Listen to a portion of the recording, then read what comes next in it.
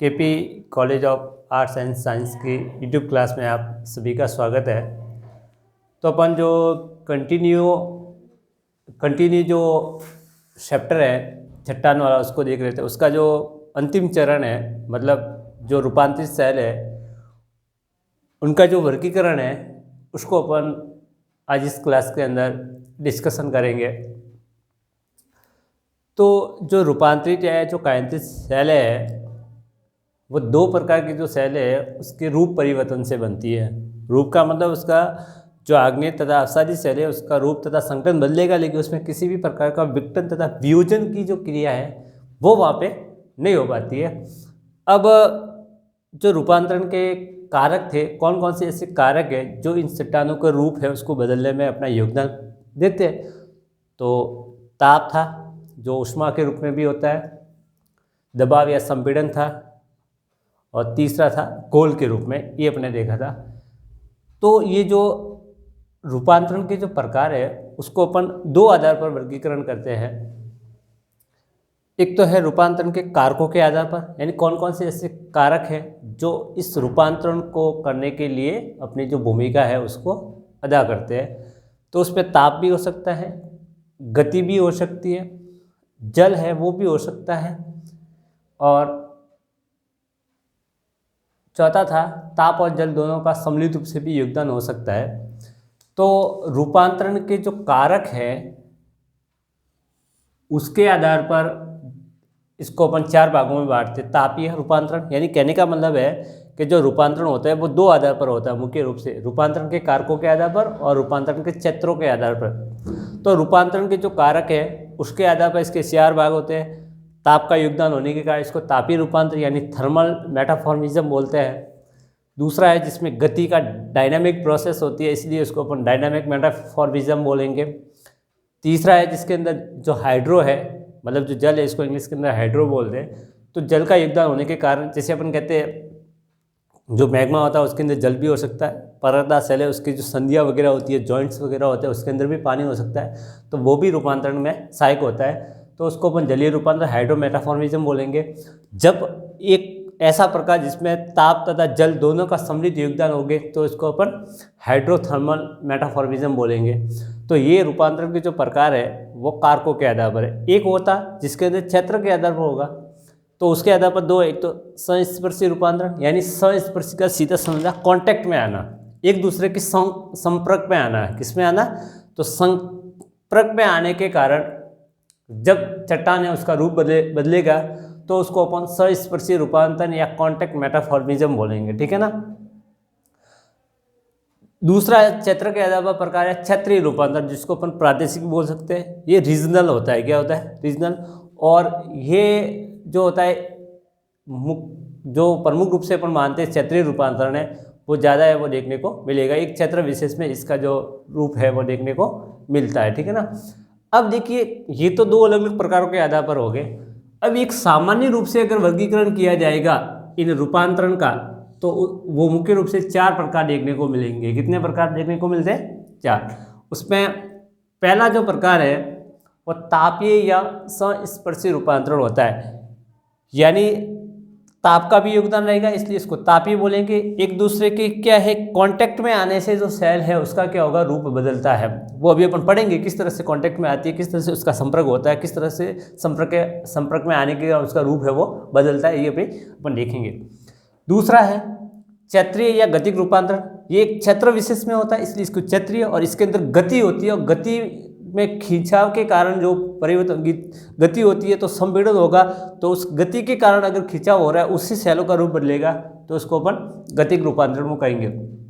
इसके अंदर जलीय रूपांतरण होता है, एक सीमित क्षेत्र में है वो देखने को मिलता है जहाँ पे जल वगैरह है, उसके संपर्क में आने के कारण जो सेल है उसका क्या होगा? रूप बदलेगा।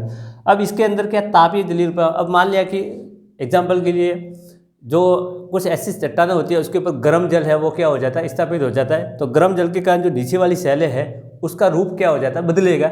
ये एक बहुत ही सीमित जो एरिया होता है, बहुत ही कम ऐसा जो रूपांतरण है वो अपन को देखने को मिला, और भौगोलिक रूप से इसका कोई ज़्यादा महत्व नहीं रहता है। अब अपन ये जो प्रकार है इसको अपन एक विस्तार से इसको पढ़ेंगे एक एक करके। तो पहले अभी जो पढ़ेंगे अपन तापीय या स्वस्पर्शी रूपांतरण है, उसको देखेंगे थर्मल एंड कांटेक्ट मेटामॉर्फिज्म।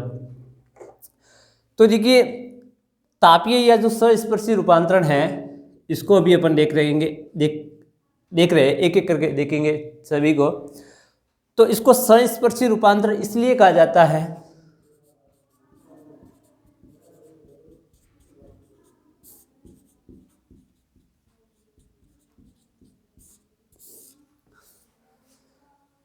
क्योंकि इसमें जो कायांतरण होता है सेलों का, मतलब जो सेल है वो आग्नेय या अवसादी सेल से जो रूप बदलता है वो मैग्मा के संपर्क में आने से बदलता है। यानी मैग्मा या लावा होगा वो सीधा सा गर्म है। अब जैसे अपने एक जो मध्यवर्ती आग्नेय सेलें पड़ी थी अवसादी, उसके अंदर जो स्थलाकृतियां पड़ी थी,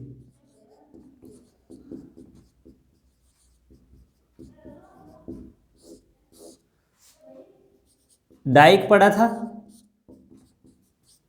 सील पड़ा था, इसमें से जो डाइक है क्या है, डाइक वाली आकृति है। अब कैसे,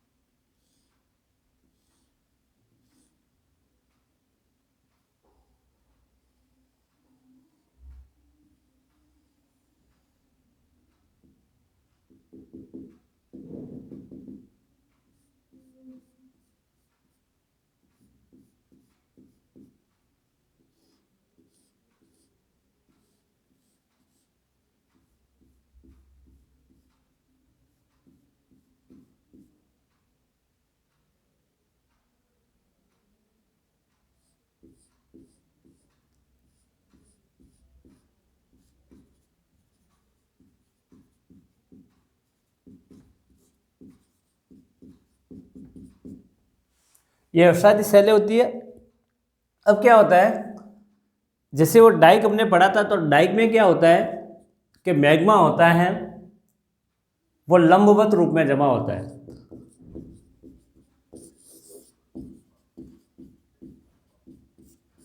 अब बात क्या होती है कि जब मान लिया कि यहाँ पे जो मैग्मा था, ज्वालामुखी उद्गार होता है, उस समय जो मैग्मा है वो बाहर निकलेगा।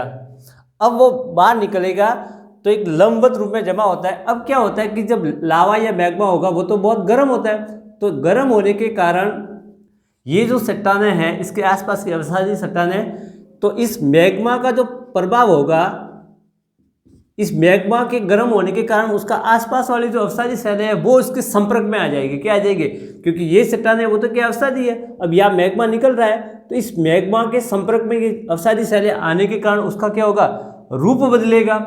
इसीलिए इसको अपन क्या बोलते हैं कि वो स्वस्पर्शी रूपांतरण होता है। क्योंकि अगर ये मैग्मा नहीं निकलता है, यानी कहने का मतलब यहाँ पे डाइक नहीं बनता है, ये डाइक की आकृति यहाँ पे बनेगी, ठीक है ना।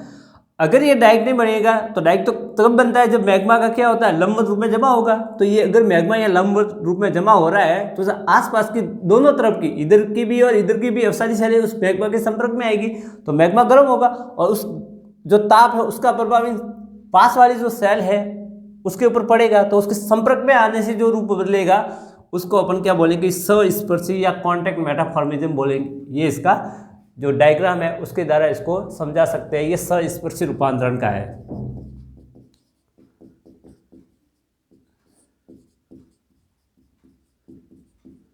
ये आई बात समझ में। और तापीय इसलिए बोलेंगे तो ऑब्वियसली अपन देखेंगे कि इसमें ताप का योगदान रहेगा, क्योंकि मैग्मा है वो गर्म है और गर्मी की वजह से ही वो दूसरी जो चट्टानें हैं उसके ऊपर उसका प्रभाव होगा, वो पिघलेगी और उससे उसका क्या होगा, रूप बदलेगा। तो तापीय इसलिए इसको कहेंगे कि इसमें ताप का क्या रहता है, योगदान रहेगा। तो स्वस्पर्शी क्यों कहेंगे कि इसके कांटेक्ट में आने से ये इसका जो रूप है वो बदलेगा और ताप का प्रभाव होने के कारण इसको तापीय रूपांतरण कहेंगे।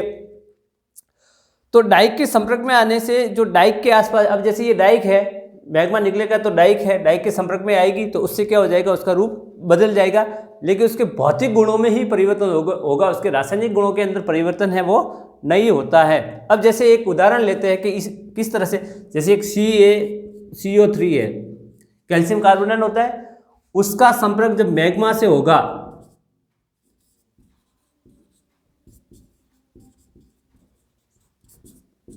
अब सोने का पत्थर था, ये आसपास की जैसे अवसादी शैलें हैं मान लिया कि, ठीक है ना।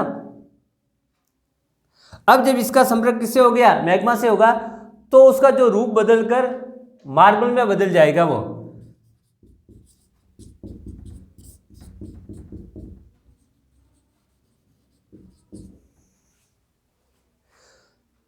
तो अब देखिए ये इस तरह से होगा, तो ये अगर सोने का चट्टाने हैं सोने के पत्थर की, तो यहाँ से अगर मैग्मा निकल रहा है तो उसके संपर्क में आएगा, तो उससे जो बदलेगा वो सोने का पत्थर मैग्मा के संपर्क में आने से किसमें बदल जाता है, मार्बल में बदल जाता है। किसमें बदल जाएगा, मार्बल का। तो ये जो उदाहरण होता है वो संस्पर्शी जो रूपांतरण होगा उसका है माना जाता है।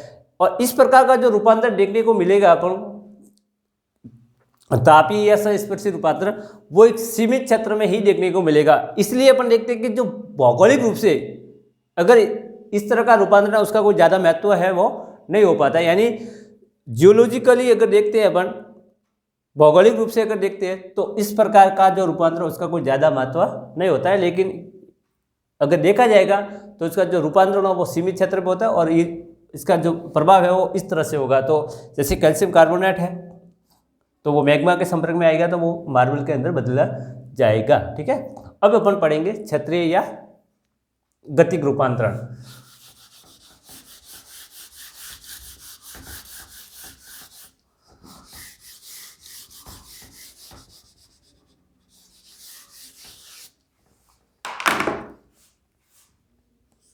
अभी अपन बात करेंगे क्षत्रीय या गतिक रूपांतरण की। अब देखिए ये जो रूपांतरण होता है क्षत्रीय या गतिक रूपांतरण, तो ये जो रूपांतरण की क्रिया एक विस्तृत क्षेत्र में क्या होती है, घटित होती है। मतलब ये एक सीमित क्षेत्र में होती थी ना, इसका क्षेत्र होता है बहुत ही व्यापक होता है, बहुत ही बड़ा होता है, विस्तृत क्षेत्र में होती है। और इसे अपन क्षत्रीय रूपांतरण इसलिए कहते हैं क्योंकि ये बहुत बड़े क्षेत्र में होने के कारण इसको अपन क्या बोलते हैं, क्षत्रीय रूपांतरण का दर्जा है वो अपन देते हैं। अब देखिए ये जो रूपांतरण है इसके अंदर दो क्रियाओं का योगदान रहता है, संपीड़न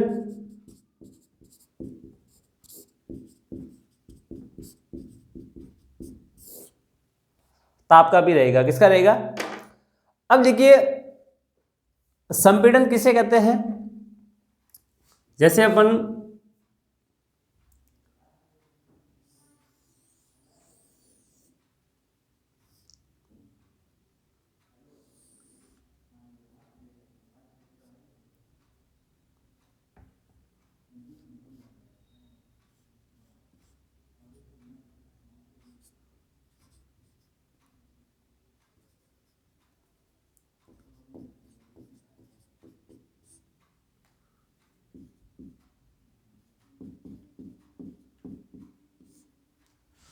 अब अपने जो मोरजा पर्वत पढ़े थे, संपीड़न पढ़ा था ना अपने, ये जो अंतर्जातीय बल पढ़ा था, ठीक है ना। उसके अंदर जो वलन जो बनता है वो इसमें क्या होती है कि जब शैलें होती है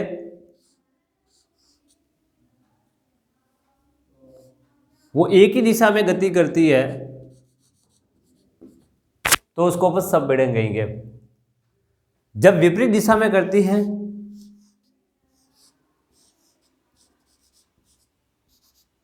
तो उसको अपन तनाव बोलते हैं। क्या बोलते हैं?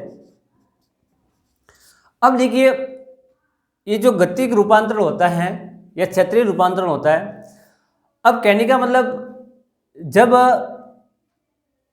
बलित पर्वत का निर्माण होता है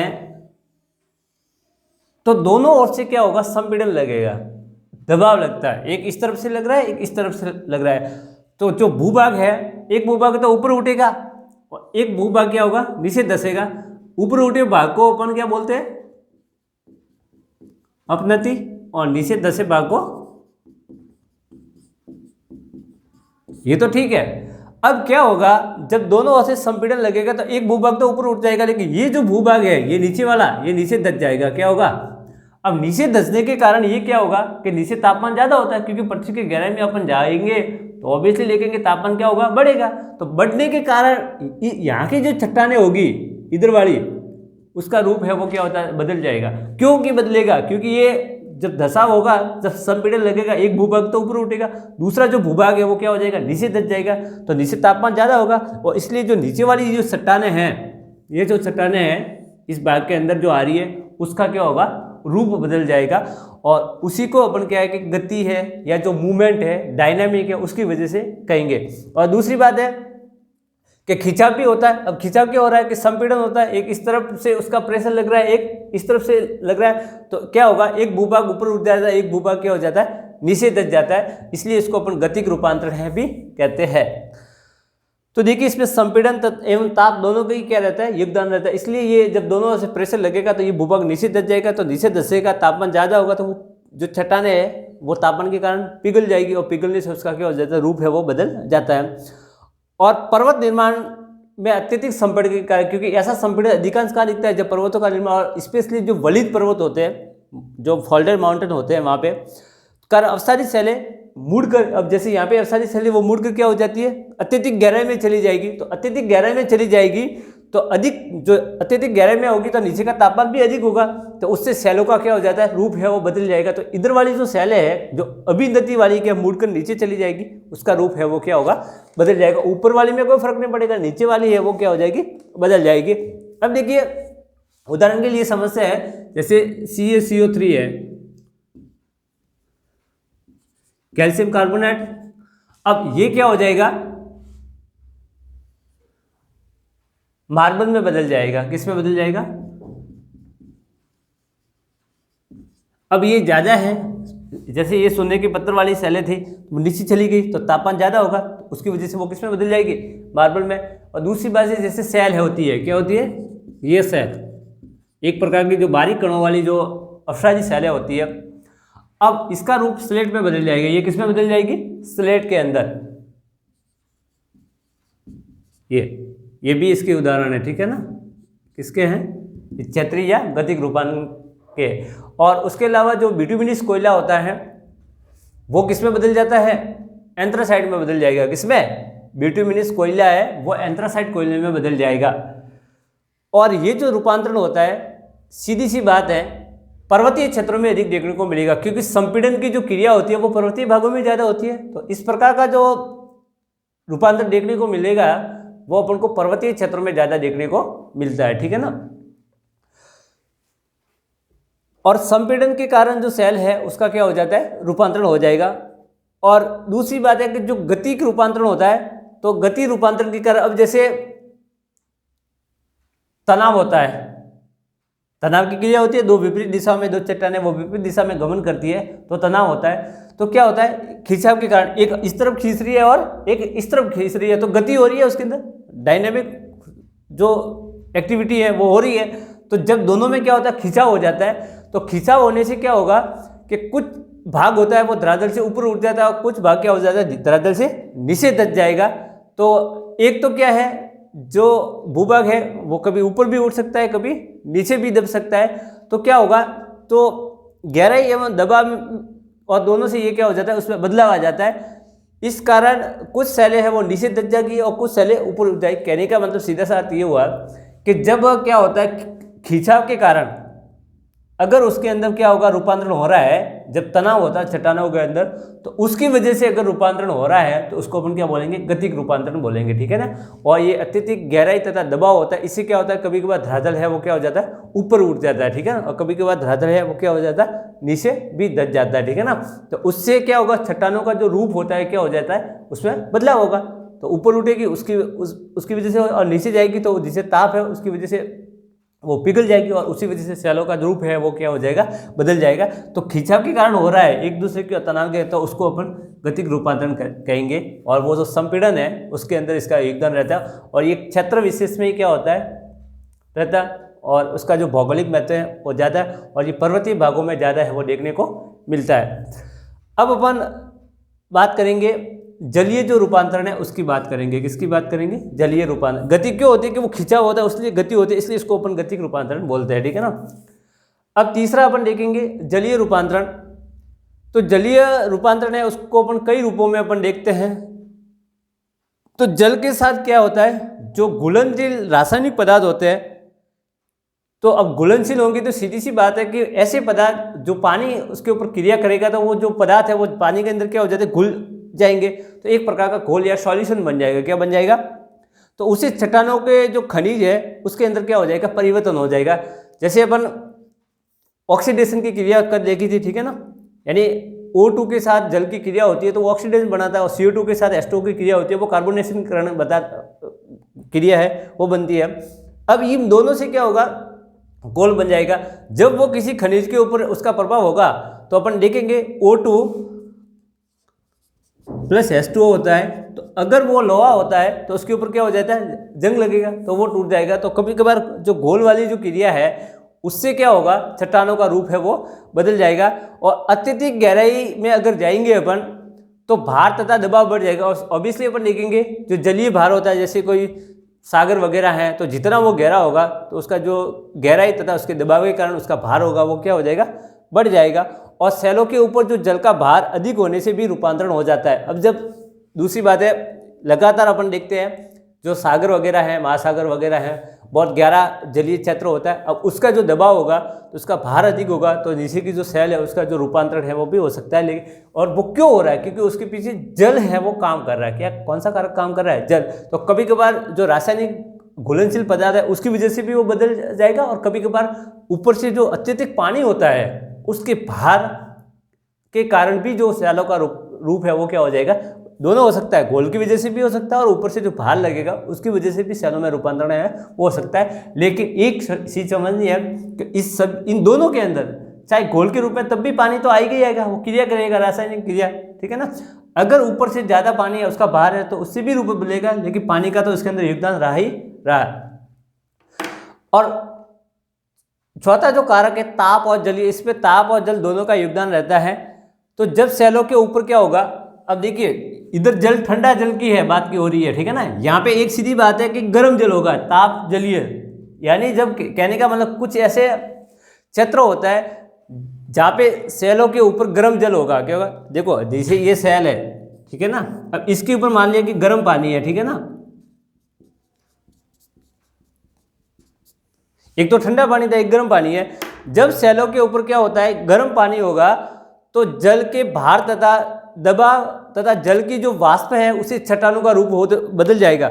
अब यहाँ पे तो क्या हो रहा था, जैसे ये चट्टानें थी इसके ऊपर पानी का भार लग रहा था, दबाव लग रहा था, ठीक है, एक तो ये था, और दूसरा घोल की वजह से हो रहा था इसके अंदर। तो इसमें क्या होगा, चट्टानों के ऊपर गर्म पानी होता है तो पानी का भार तो लगने ही लगेगा, चाहे वो गर्म होगा या ठंडा होगा, एक तो भार लग रहा है। दूसरी बात है कि जो गर्म पानी है उसकी जो वाष्प होती है, भाप होती है, उससे भी सेलों का रूप है वो क्या हो जाएगा, बदल जाएगा। तो मुख्य भूमिका किसकी रहती है, गर्म पानी की रहती है। किसकी रहती है, तो इस तरह का जो रूपांतरण होता है उसका भौगोलिक दृष्टिकोण से तो कोई महत्व नहीं होता, क्योंकि एक बहुत ही सीमित क्षेत्र में होता है। जहाँ पे गर्म पानी है वो चट्टानों के ऊपर होगा, वहीं पे होगा, ठीक है ना, बाकी हर जगह देखने को। तो भौगोलिक दृष्टि से इस प्रकार का जो रूपांतरण है उसका कोई ज़्यादा महत्व नहीं रहता है। तो मुख्य रूप से अगर देखा जाएगा तो तापीय रूपांतरण, क्षेत्रीय रूपांतरण उसका ज़्यादा महत्व देखने को मिलेगा। जलीय रूपांतरण भी उसका प्रकार है और ताप जलीय रूपांतरण वो भी उसका प्रकार है। ये अलग अलग जो रूपांतरण के प्रकार थे उसको अपन ने देखा।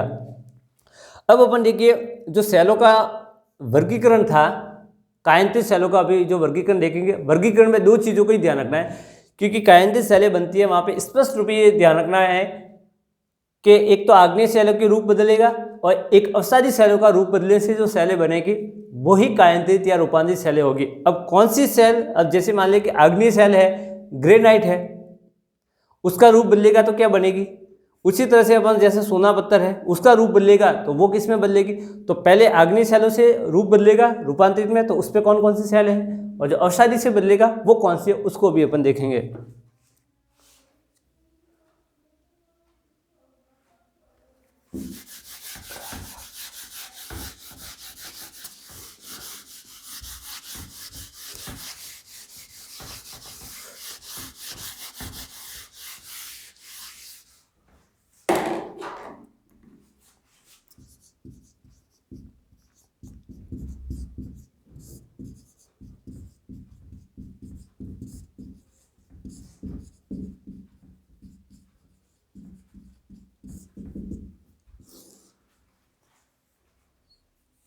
तो देखिए यहाँ पे एक बात होगी, मौलिक सेल,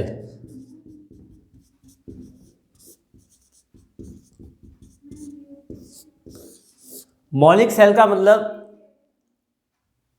रूपांतरित या कायांतरित सेलों के लिए मौलिक सेलें दो प्रकार की होती है। एक तो होती है अग्नि होगी, दूसरी होगी अवसादी। तो इन दोनों को अपन मौलिक सेल का रूप मानते हैं। किसका? क्योंकि मूल जो सेल है उसके रूप बदलने से बनेगी, तो मूल सेल तो दो ही है, अग्नि तथा अवसादी। तो इन दोनों को अपन मौलिक सेल का रूप है वो मानते हैं। अब आग्नेय सेल है, उसमें कौन कौन सी सेल है जिसका रूप बदलेगा? तो रूपांतरित होगी। अवसादी में कौन सी जिसका रूप बदलेगा? वो रूपांतरित में बदलेगी। तो अभी अपन इसको दो आधारों पर वर्गीकरण करेंगे। मौलिक सेल, तो मौलिक सेल दो प्रकार की है। पहली मौलिक सेल की जो अपन बात करेंगे, अवसादी।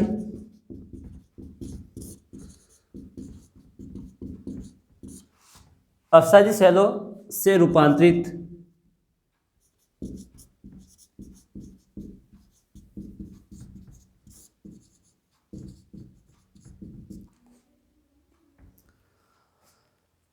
तो देखिए, सेल तथा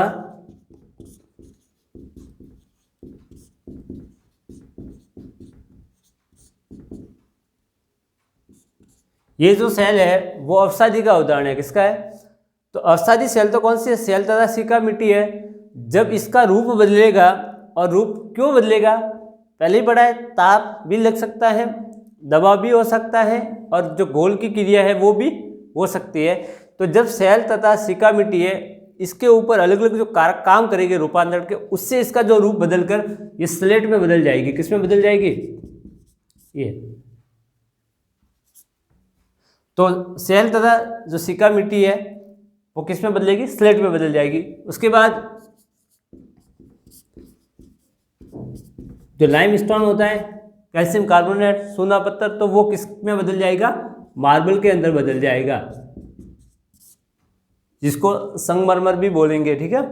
उसके अलावा बालू का पत्थर होगा, सैंडस्टोन, तो वो क्वार्टजाइट में बदल जाएगा।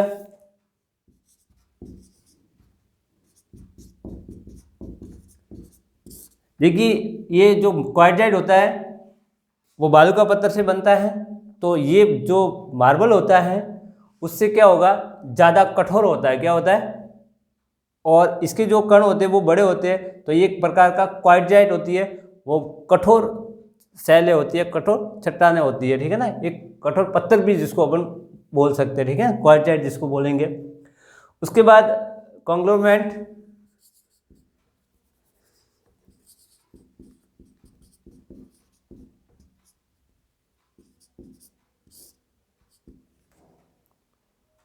ये नीच में बदलेगा।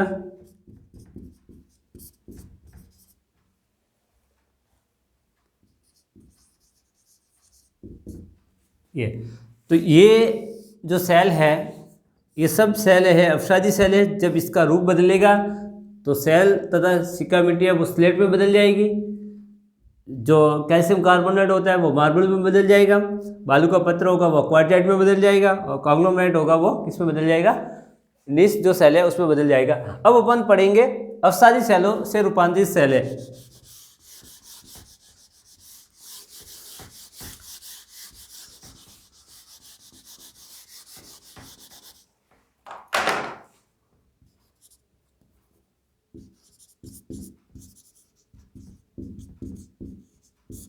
आग्नेय सेलों से रूपांतरित अवसादी का पहले पढ़ लिया, अभी अपन देखेंगे आग्नेय सेलों के। तो जैसे ग्रेनाइट है, ग्रेनाइट किसका रूप है? आग्नेय सेलों का उदाहरण है। और ये किस में बदल जाता है? जो नीच सेल है उसके अंदर बदल जाएगा। और दूसरी जो सेल तथा बेसाल्ट है,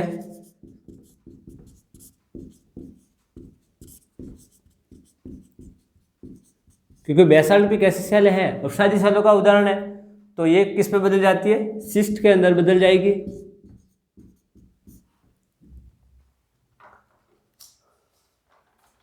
और ग्रेबो है,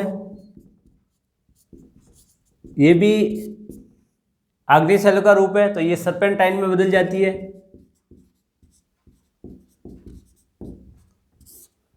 तो ये जो सेल है अग्निज है, इनका जब रूप बदलेगा ग्रेनाइट इसमें बदलती है सेल, तथा बेसाल्ट किसमें बदलेगी, सिस्ट में बदल जाएगी, और ग्रेबो किसमें बदल जाती है, सर्पेंटाइल में। ठीक है ना।